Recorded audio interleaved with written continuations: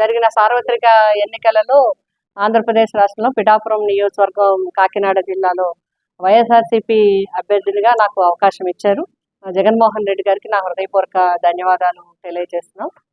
మరి కార్యకర్తలు కానీ, నాయకులు కానీ, గ్రామ గ్రామాన, వార్డు వార్డున, అదేవిధంగా వైఎస్ఆర్సీపీ అభిమానులు కానీ, నన్ను ప్రోత్సహించేవారు కానీ, నన్ను అభిమానించేవారు కానీ, ఒక ఆడపడుచుగా నా వెన్నంటి ఉండి నాకు మరి ఇన్ని ఓట్లు రావడానికి ప్రజల నుంచి నాకు చాలా సపోర్ట్ చేశారు. మరి చేసిన వారందరికీ కూడా నేను హృదయపూర్వకంగా ధన్యవాదాలు తెలియజేస్తున్నాను. అదేవిధంగా నాకు ఓట్లు వేసిన ప్రజలందరికీ కూడా హృదయపూర్వకంగా ధన్యవాదాలు. పిఠాపురం నియోజకవర్గ ప్రజలకి కూడా నా ధన్యవాదాలు తెలియజేస్తున్నాం. ప్రజా తీర్పుని మేమందరం కూడా గౌరవిస్తున్నాం. ఎందుకంటే ప్రజలు ఇచ్చిన తీర్పుని గౌరవించడం అనేది రాజకీయ పరంగా మా అందరి బాధ్యత. గెలుపోవటం అనేది రాజకీయాల్లో సహజం.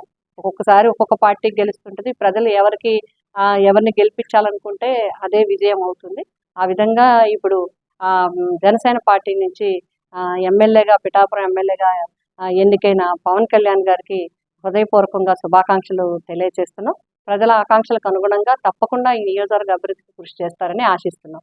మరి మా పార్టీ పరంగా కూడా నాయకులు, కార్యకర్తలు, పెద్దలు అందరూ కలిసి, అభిమానులు అందరూ ఈరోజు ప్రజాప్రతినిధులు అందరూ కూడా మాట్లాడుకోవడం జరిగింది. ఇప్పుడు ప్రతిపక్షంగా మా బాధ్యత కార్యకర్తలందరికీ కూడా ఎప్పటికప్పుడు వారిని అండగా ఉండటము, అదేవిధంగా ప్రజలకి ఏమన్నా అవసరం ఉంటే, మా అవసరం ఉంటే వారికి అందుబాటులో ఉండటం అనేది మా ప్రధానమైన బాధ్యత.